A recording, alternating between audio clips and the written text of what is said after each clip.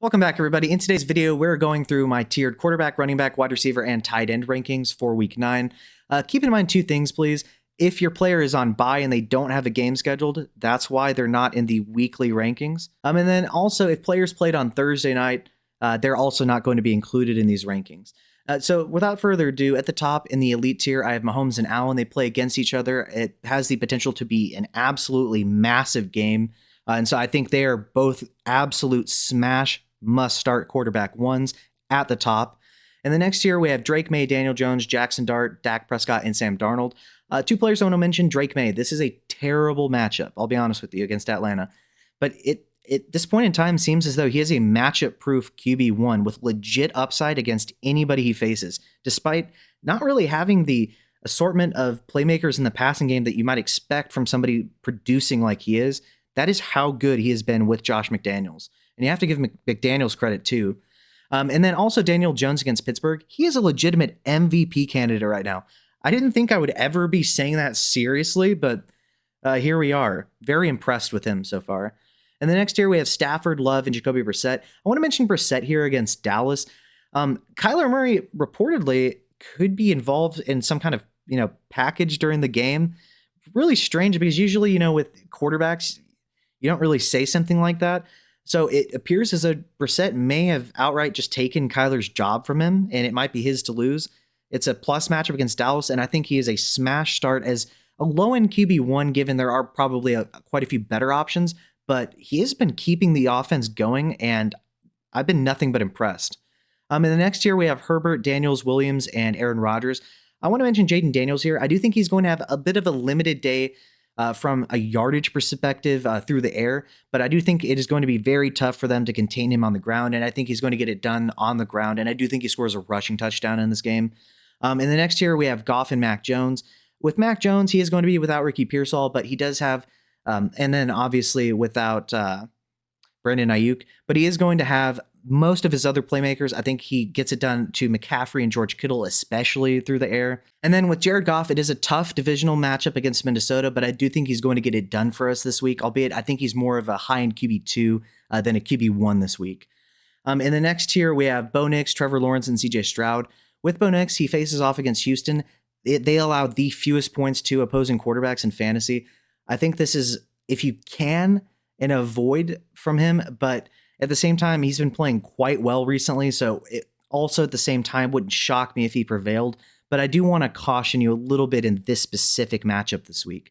In the next tier, I have Flacco, Penix, McCarthy, Smith, and Young. With Joe Flacco, he is dealing with an AC sprain, so I do think it's going to limit his ability to throw vertically down the field. For that reason, I'm a little bit lower on T. Higgins, and I think that we're going to get more of a high volume but low yardage output from Jamar Chase this week, but I still think that he's an absolute must start because he's Jamar Chase. And then with JJ McCarthy, he has the potential to be missing multiple linemen this week, and that just spells trouble in my opinion. I do think he's going to be able to get the ball to Justin Jefferson. Justin Jefferson is just that good, but I would warn you, even in a potential high scoring matchup against Detroit, because the offensive line may be that weak this week for him. And then in the bottom tier, I have Cam Ward and Tyler Shuck. This is probably the only time I'd have Cam Ward not ranked dead last. With Tyler Shuck, he did not look good in the limited action he had this past week. In a tough matchup against the ferocious pass rush of the Los Angeles Rams, I think he is an avoid this week, as is Cam Ward generally. Moving on to the tiered running back rankings. In the elite tier, I have McCaffrey and JT. I think they are just by far and away the best bets this week. Even with Jonathan Taylor not in an ideal matchup per se, he's been on a tear. There is a chance that he breaks the touchdown record for most touchdowns scored by a non-quarterback this season. There is a legit chance, and far be it from me to bet against that man right now. In the next tier, we have Bijan, Gibbs, Jacobs, Vidal, and Williams. I want to mention Jahmyr Gibbs. This is a brutal matchup, but he historically roasts Minnesota. I think he's a top 5 pick this week in terms of running backs and an absolute must start. And I would not be shocked if he finishes as the RB1, albeit I would probably rather have, McCaffrey, Taylor, or Bijan just in general this week. In the next tier, we have Monangai, Cook, Genty, Williams, and Chase Brown. You might be a little bit surprised, or you might not be with Monungai's ranking. We have Roshan Johnson out this week, DeAndre Swift out this week against Cincinnati, who allowed the most points to opposing running backs. If you own him and you were ever considering of starting him, it is this week, and I think he goes off this week for a top 12 finish. And the next tier, we have Warren, Tracy, and Etienne. With Tyrone Tracy, it's an advantageous matchup against San Francisco. He should see the majority of the work. Devin Singletary should get some work, but I wouldn't be threatened by him whatsoever. He stole the job from Singletary this past season. In the next tier, I have Dobbins, Travion Henderson, and Woody Marks, along with at the top of the next part, Charbonnet, Montgomery, and JCM. I want to mention Travion Henderson here. It is a tough matchup against Atlanta. This is the potential, though, of his showcasing as the lead running back in New England with Rhamondre Stevenson out with that toe injury. I think he's going to get the requisite volume to be able to produce. And if he just does not do it here and does not look good, we'll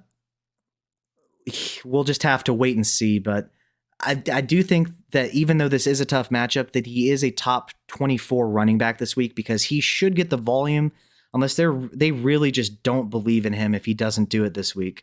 In the next tier, I have Carter, Hunt, Dowdle, Aaron Jones, and Tajay Spears. With Rico Dowdle, this is a brutal matchup against Green Bay. I'm not particularly high on most of the players in the Carolina offense this week in what is a terrible matchup for them. So even though I like him more than Chuba Hubbard, who I have at the very bottom and running back 36, I still would caution you guys that I don't think we see one of these 40-point games from him by any means. In the next tier, we have Knight, Harvey, Walker, Wilson, Kamara, and Pollard. With Kamara, it's really tough. He's a high floor, low ceiling play who seems to get just enough to get 8 to 10 to 12 points every week. It sucks that the upside's gone, but at this point in time, it's really hard to rank him any higher. And then in the final tier, I have Mason, Brashard Smith, Algier, and Chuba Hubbard. With Brashard Smith, we saw after multiple weeks, I believe it was 4 in a row of having at least 3 targets or 4. He was just basically non-existent this past week. In this game, I do expect him to see a decent amount of receiving volume, but it appears as though they just do not want to have him lead or, shoulder the load in the actual run game.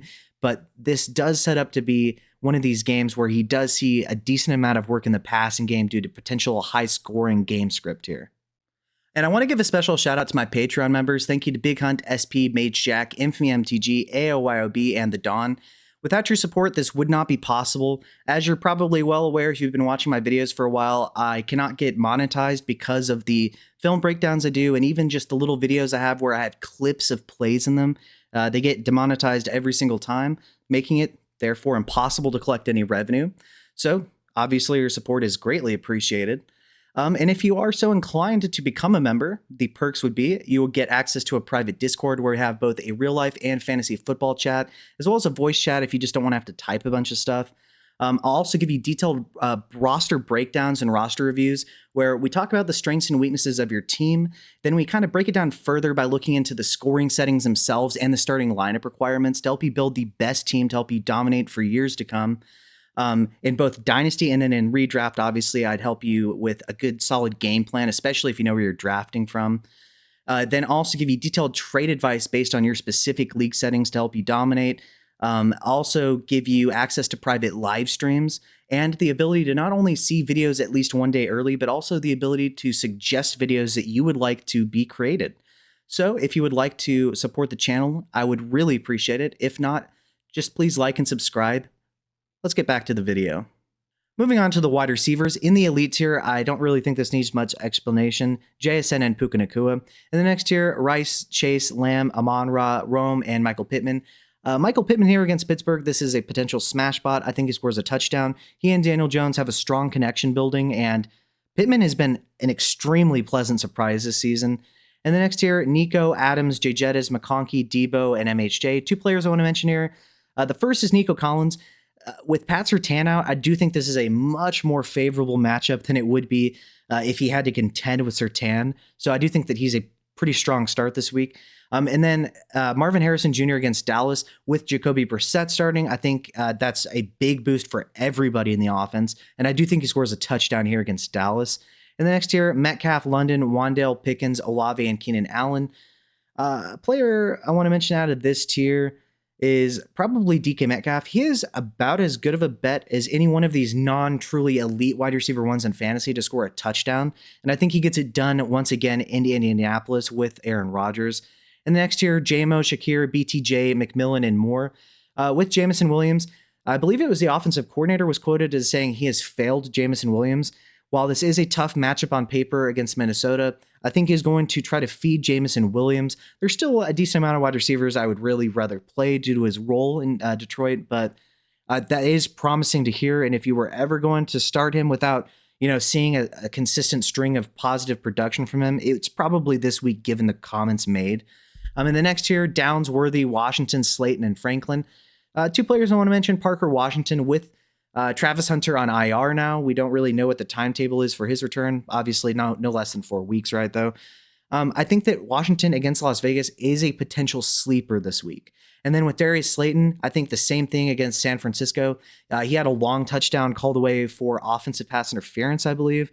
I think that he with Jackson Dart is a pretty solid pairing. And then in the final tier, DK, Bourne, Dobbs, Boutte, Sutton, and T. Higgins. With Kayshon Boutte, he has been, one of these guys where he has just been incredibly efficient on a lack of volume, but it really hasn't mattered because Drake May and McDaniels have just been clicking. I think that while Atlanta in general does allow, I believe, the fewest points to opposing wide receivers, they're 12th against boundary wide receivers, which he's thrived in poor matchups anyways. So I think he's a solid start as a very high upside play, albeit due to the low volume, a low floor play as well. And now for the tight ends in the elite tier, I have Trey McBride by himself. I think he is going to absolutely feast against Dallas. I think we see over 100 yards. I think we see multiple touchdowns. I'd start this man. And then the next tier, I think all of these guys are going to have significant production as well. I just think McBride is just going to be a tier above everybody this week. We have Warren, Bowers, Kraft, and Kittle. I think they look to pepper Brock Bowers early and often in his return against Jacksonville. And the next tier, I have Ferguson, Kelsey, and Gadsden. With Gadsden, I don't think they're going to necessarily need to throw the ball quite as much as they have been, but he's been extremely efficient with his volume. Justin Herbert's been awesome. So it's going to be really tough to sit him, right? In the next tier, though, we have Laporta and Pitts. Pitts also has been getting the requisite volume he needs to produce. I think he's locked and loaded as a weekly top 12 option, and this is an advantageous matchup. In the next tier, I have Ertz and Kincaid. I want to mention Zach Ertz here. He's as good of a bet as anybody at the tight end position to score a touchdown, and I think he does get it done in a plus matchup. In the next tier, I have Henry, Fant, and Juwan Johnson.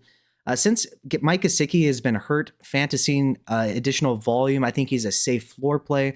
And I do think that he might see a little bit more volume as Joe Flacco struggles to throw the ball deep in this game with his shoulder injury. In the next tier, I have Smith, Schultz, Johnson, and Ingram. I think Theo Johnson has been a little bit touchdown dependent lately, but I think he gets a touchdown here. Although I just don't think he has a massive day from, a receptions and yardage standpoint. So I do think there are quite a few other options that I would probably bet on rather than him this week. And then we have Sanders, Hawkinson, Loveland, Freiermuth, and Gunnar Helm. I want to mention Colston Loveland here. I was really hoping this past week with Cole Kmet out, we would see the emergence of Colston Loveland. I think he's a good player. I just think that the volume is not going to be there for him as long as there's this many mouths to feed in this offense, and it's not as consolidated as it needs to be. So for now, I would try to sit him if you can, but he is a talented player, and this is an advantageous matchup. So where do you agree? Where do you disagree? Let me know below in the comment section. Once again, feel free to subscribe to my Patreon. I would really appreciate your support. I'm unable to collect any revenue from YouTube because I do these film breakdowns. And if you do not wish to or cannot, if you could just like the video, leave a comment below, subscribe to the channel, share it with a friend, I would really appreciate it. I hope you guys smash your matchups this week. Thank you and have a good day.